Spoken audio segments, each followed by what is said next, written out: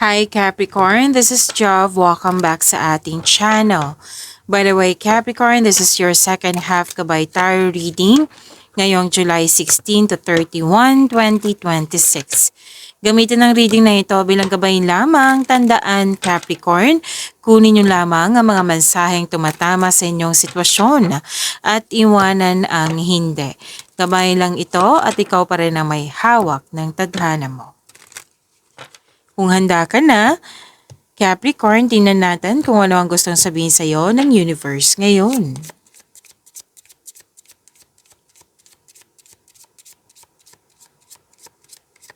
Mga parating po para kay Capricorn, July 16 to 31, 2026.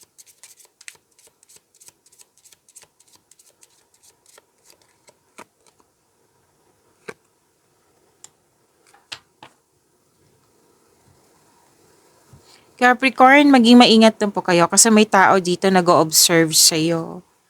Nag-spy sa'yo. Pwedeng ikaw to or pwedeng siya. Kung hindi man po ikaw to, pwedeng siya. Pwedeng nag-o-observe sa isang tao. Nag-o-observe or like may gustong kunin like information. Information ba to or aagawin yung bagay? Oo. Basta may aagawin, intention. So kung hindi man ikaw to, pwedeng ibang tao na kailangan mong maging maingat.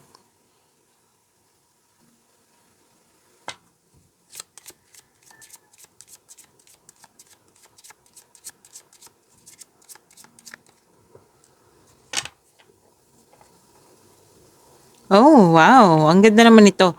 Success, joy, happiness, positive outcome, good outcome. Diba? Ang ganda. I-claim nyo po ito. May tagumpay. At,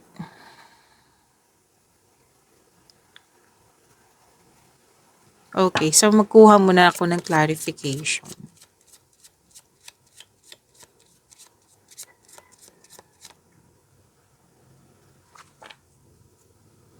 May transformation po.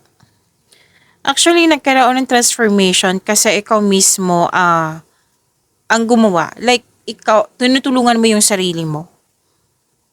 Again, nagkaroon ng transformation kasi gumawa ka ng aksyon. Gumawa ka ng changes. Yes. May nakita ko ditong end of contract. May nakita ko ditong tumiwalag, umiwas, nag-let go. Kasi parang nagbigay ito ng hardship sa'yo. Kaya kailangan na magkaroon ng letting go kasi you want growth. Kaya nagkaroon ng transformation eh. May closure, may ending. Kumbaga itong ending na ito, hindi na siya kailangan sa new beginning mo. Yes, this is an ending with new beginning. Nagkaroon ng ending to make new room for new beginning. Let's say, na-let go mo na yung hardship kasi hindi siya healthy sa new beginning. Hindi siya kailangan sa new beginning. Kaya nagkaroon ng ending. Pwedeng na-let go mo yung nangyaring na-let go mo yung mga anong tawag dito, Capricorn? Yung mga nagpapahirap sa'yo. Alexei, may sabi dito katikasan, may stricto ditong tao. So, nilet go mo kasi nahihirapan ka. Ayaw mo nang mahihirapan. So, tinulungan mo yung sarili mo. Pero din po na nag-let go ka kasi hindi na nakakabuti sa'yo, naging toxic na, hindi na nakatulong sa iyong growth, or walang nangyaring growth. Kaya, nagbigay ka ng action dito kasi you want more. You want growth. May nakita rin ako ditong pag-uusap tungkol sa box. Pag-uusap po tungkol sa musical instrument. So, i-claim nyo po itong transformation na ito.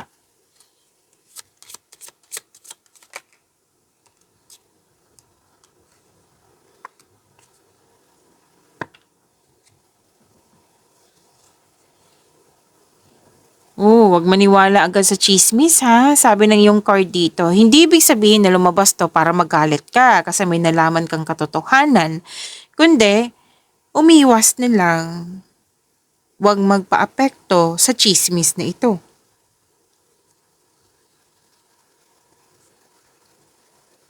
May exciting na ganap. Excited ka dito eh. At nakikita ko dito na pwedeng nag-uusap kayo ng kapatid mo.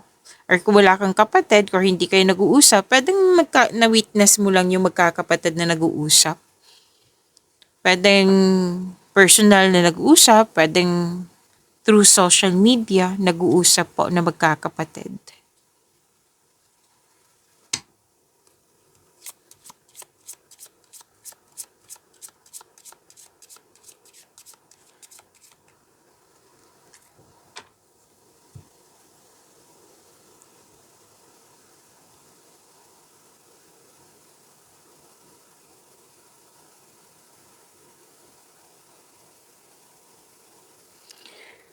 You have the power, authority, like may pag-uusap dito tungkol sa malaking business, career, and finances.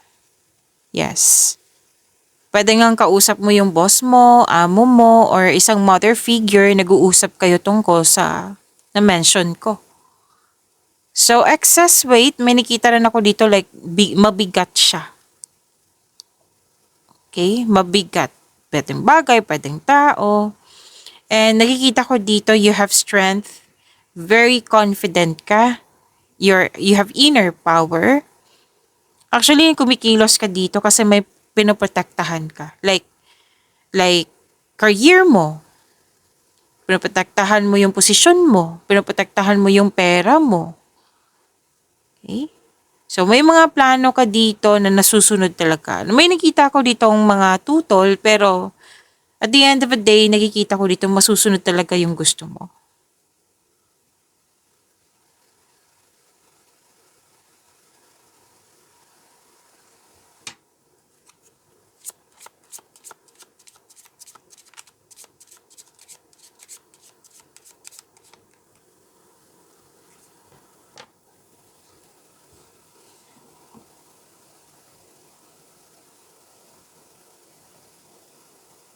Okay, may ano dito. Energy ng babae. Pwedeng ikaw to. Kanina pa to eh. But it might be the same person tong mother figure. Pwede din naman iba. Pwedeng ngang ikaw to or pwedeng kung hindi man ikaw to, pwedeng sila. Basta malaki ang influence ng isang babae po. Okay? So, it might be the same person pa rin tong mother figure or magkaiba po. Maraming tao dito ha. Capricorn. At nakikita ko dito na may delay eh. Delay sa pag-uusap, delay sa hinihintay mo, delay kasi nagkaroon ka ng hesitation. Kasi itong tuto sa iyo, yan yung magkakos din ng delay. Kasi parang pinipigilan ka sa inyong desisyon, ideas, or plano. Yan, magkakos din yan ng delay. Oh, may matigas talagang ulo. Oh. May matigas na ulo na ayaw makinig, mahirap kausap. Dalawang card na ito.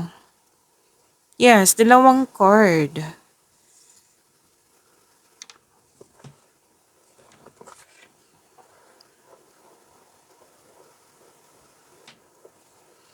At nakikita ko dito na may dumating na opportunities na binigyan mo siya ng agarang aksyon or reaksyon. Nakikita ko dito na may unexpected news, unexpected message, information. And nakikita ko rin dito, pwedeng may importanteng lakad, bigla ang lakad. Tapos may nakita ko ditong other man. Third person. Basta isang involved to sa inyong dalawa, may involved na lalaki. Yan yung sinabi ng yung card. At sabi din dito, na prosperity is yours. Yes, i-claim niyo po. Nakikita ko dito na some of you nagbakasyon sa bahay kasi you felt calm, relaxed, and security pag nasa bahay kayo. Pwedeng balak pa ito or gagawin niyo talaga sa second half. At nakikita ko rin dito nag-uusap tungkol sa property, nag-uusap kayo ng family mo, home-based yung trabaho nyo, at more on pahinga eh.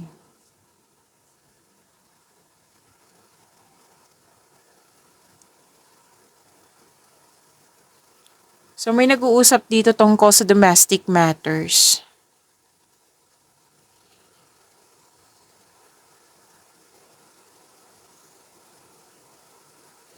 Ah, okay.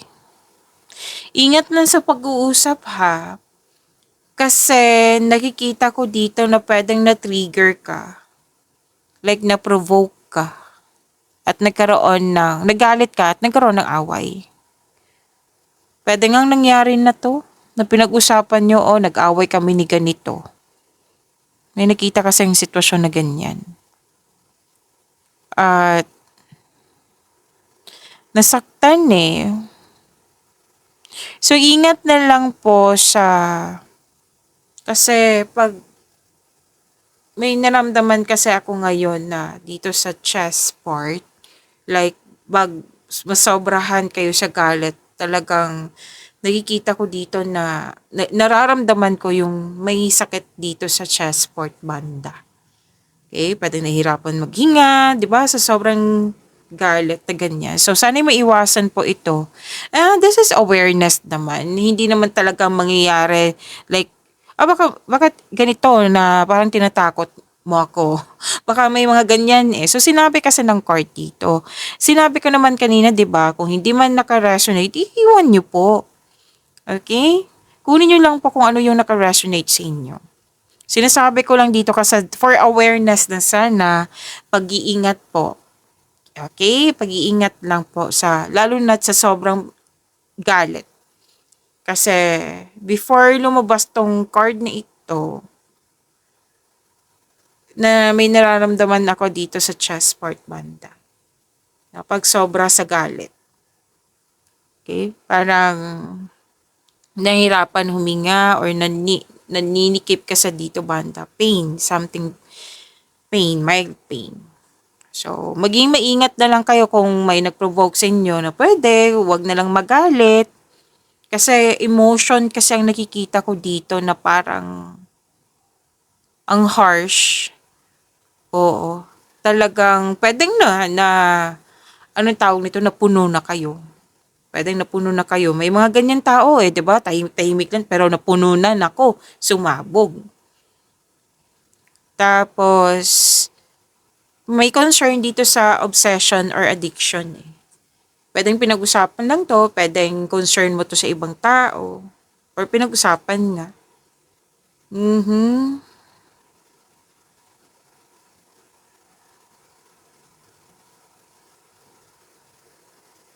So that's it. May energy din dito ng lalaki. Kanina pa tong lalaki. Pwedeng bata pa to sa inyo, Capricorn. Kuha tayo ng energy.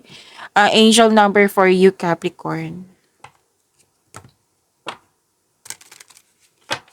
Kasi pag I think that is bago pa eh na viewer pa na parang natatakot sa mga sinasabi ko. Awareness lang po ito ha. Like sinasabi ko talaga like yung si kanina nakita ko na sa sobrang galit naninikip yung nagkaroon ng chest pain. So ibig sabihin niyan maging maingat nga. Okay, pinovoke ako na-provoke ako so kailangan ko maging kalma. Hindi mo na ako magkikipag-away kasi iiwas ako sa away. Okay? So, mga ganyan. So, sana hindi yan mangyari, di ba? So, sinasabi ko niyan for awareness lang po na maging maingat. Pwede din po kinuwento sa'yo na tungkol sa ganyang pakiramdam.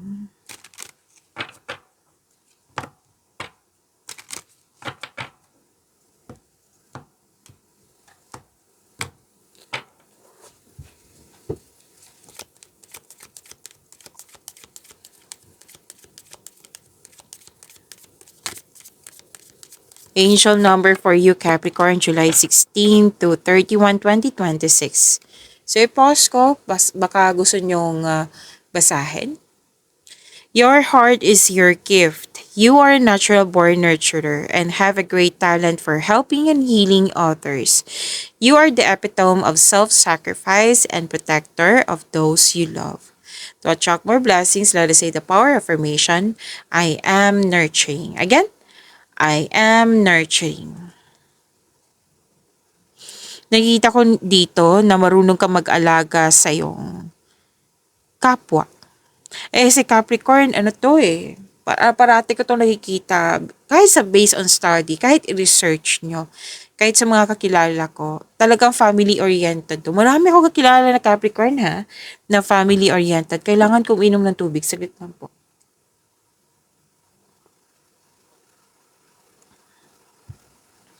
Na family-oriented.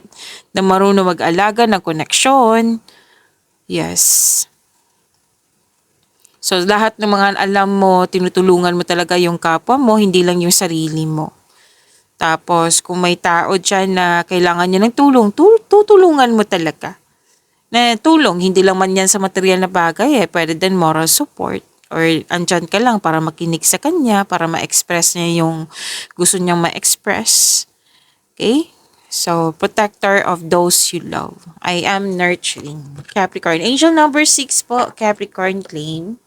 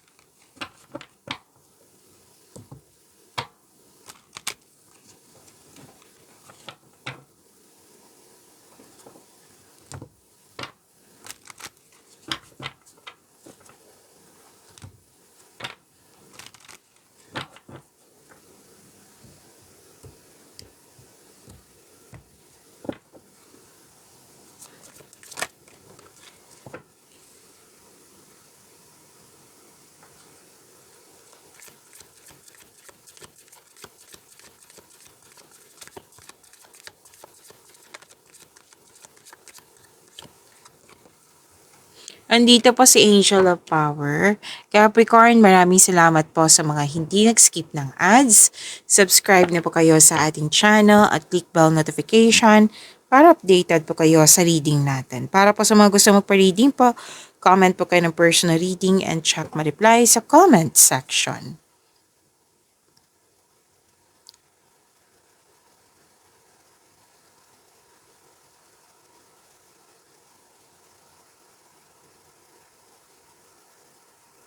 Okay, your energy, Capricorn. Andito din po sa lumabas sa tarot cards mo, Capricorn, na may dumating na opportunities or balita, pero most likely opportunity to. Binigyan mo siya ng agarang aksyon. Natandaan nyo? Lumabas din sa tarot cards nyo. Nag-clarify din po. At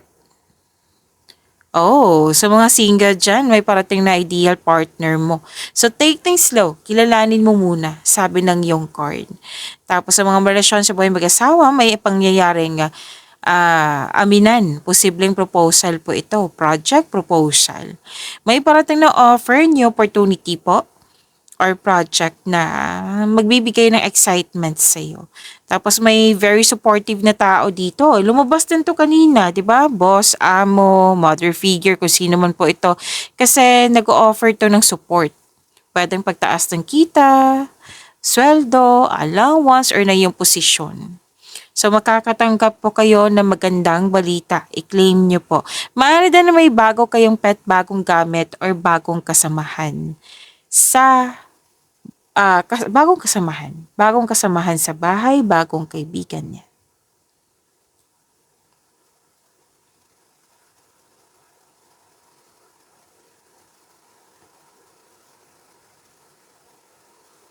Okay, malakas ang iyong intuition. Yes, may changes na mangyari, makakatanggap din kayo ng wisdom message, may awareness. May malalaman kang sekreto mula sa isang tao. Makinig din sa inyong intuition, maaring may panawaging spiritual na parating sa iyo. Ang advice ng card mo dito kasi naghahanap ka ng solusyon sa inyong problema, sagot sa inyong mga katanungan. At ang sabi ng iyong card dito, nasa iyo na yung sagot, nasa iyo na yung solusyon. Kumbaga, trust your own counsel first. So instead na mag-overthink or mag-overanalyze, magtiwala po sa inyong sarili, makinig din sa inyong intuition kung maaari po. Okay?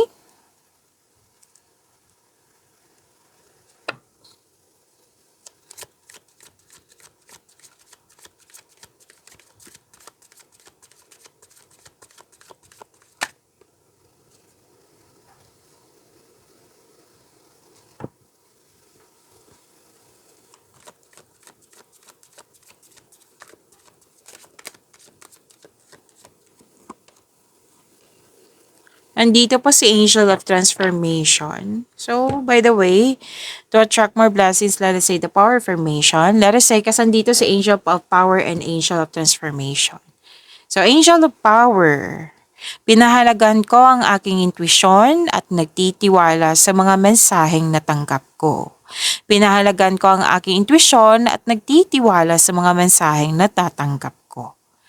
Angel of Transformation, yumakap ako sa pagbabago at mga bagong simula.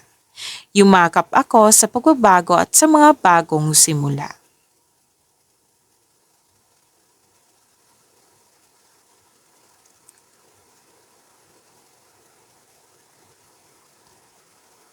May change career ang iba sa inyo. Yes. Ang iba, hindi naman kailangan umalis, like may babaguhin lang kayo dyan para magkaroon ng growth. Natandaan niyo po yung sinabi ko kanina na transformation. Kasi you want more, you want growth. Lumabas din sa tarot cards mo, Capricorn. So, ang ilan sa inyo may balak magtigil ng negosyo para mag-try ng ibang negosyo na connected sa iyong passion. Sinabi ko din kanina, 'di ba, na may end of contract. Yes, may end of contract ako nakikita dito. Kung tanong nyo sa kaperahan po, huwag kayong mag-alala na money matters will improve. So, hold tight lang po, kapit lang po.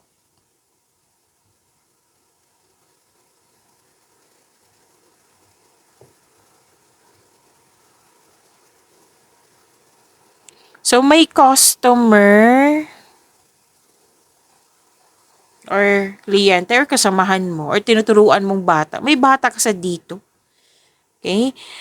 Very supportive yung family mo or kasamahan mo dyan na sila yung dahilan na motivate ka na mas focus ka sa mga ginagawa mo at sa pag-achieve ng goal mo. Nakita ko nga dito na may meeting, outing. Yes, may nakita kong ganyan. Pagkakaisa, you're making memories. So, may mga tao dyan na very supportive sa'yo. I-claim niyo po.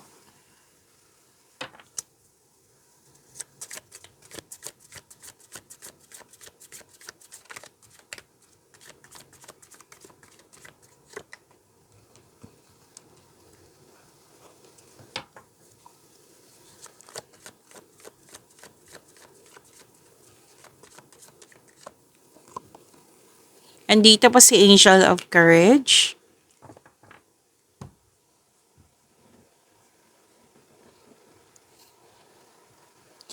Capricorn, kung gusto nyo ma-notify kayo, like ma-prompt kayo, mapanood nyo agad yung premiere ng video natin, i-click nyo po yung bell notification dyan. Kung hindi nyo po alam kung paano po, magpaturo po. Huwag nyo din kalimutan na mag-subscribe sa channel natin. Yes, at nag-o-offer po ako ng rush reading. Kung gusto nyo po, comment down, personal reading, at antayin yung reply ko.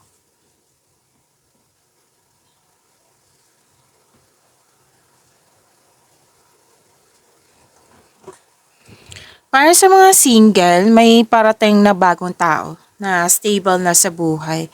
Actually, okay. So, this is, pasensya na po. This is fire signs. Aries, Leo, Sagittarius. At,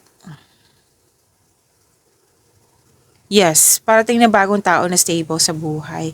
Para sa mga relasyon sa buhay mag-asawa, kayong dalawa ay matured enough na, loyal sa isa't isa, both of you are taking action, and para magkaroon ng stability upang palalo ang inyong relasyon. Babala lang po sa ego clashing.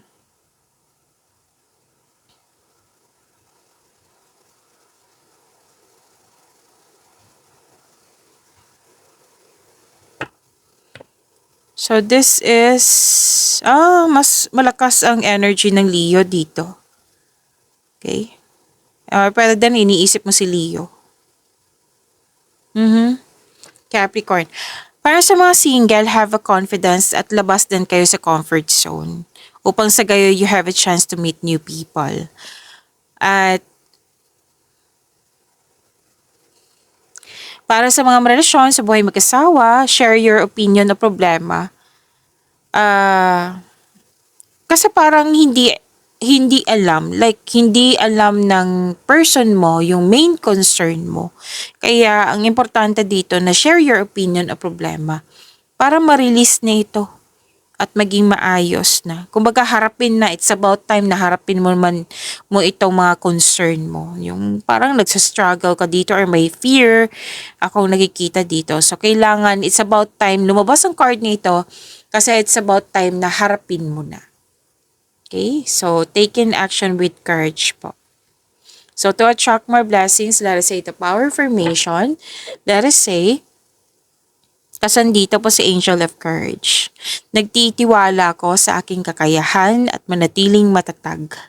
Nagtitiwala ako sa aking kakayahan at manatiling matatag.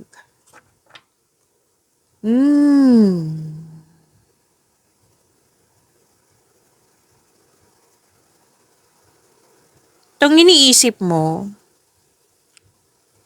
dating malapit sa'yo na nagkaroon kayo ng loss of connection.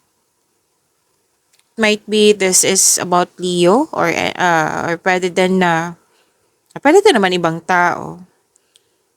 Nakikita ko dito yung loss of connection kasi nagkaroon ng conflict, argument, which is lumabas naman kanina, di ba? Na someone is giving up, pwede ikaw na-give up or pwedeng siya. Kasi may nakita ko dito na gustong manalo sa lahat. Kaya nga sinabi ng card mo kanina, di ba, na sana'y ingatan kasi parang nagka-clash kayo ng dahil sa ego. Di ba, sinabi kanina, lumabas din siya dito. Pwede din naman to hindi sa person mo, pwedeng sa ibang tao na malapit nga sa'yo. So, sana'y maiwasan tong away, kung pwede po. Pwede nang nangyari to sa nakaraan. Nag-isip-isip mo hanggang ngayon.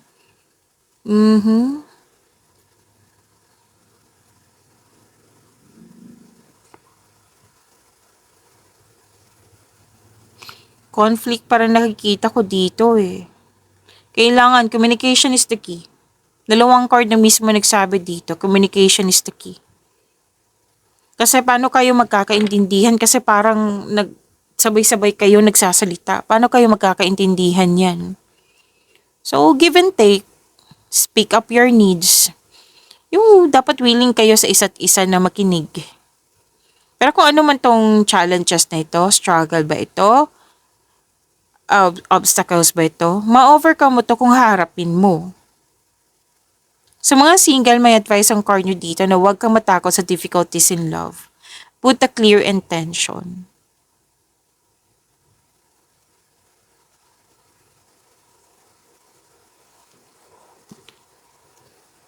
Magiging maayos din lahat. May happy bonding nga. By the way, andito po si Angel of Happiness.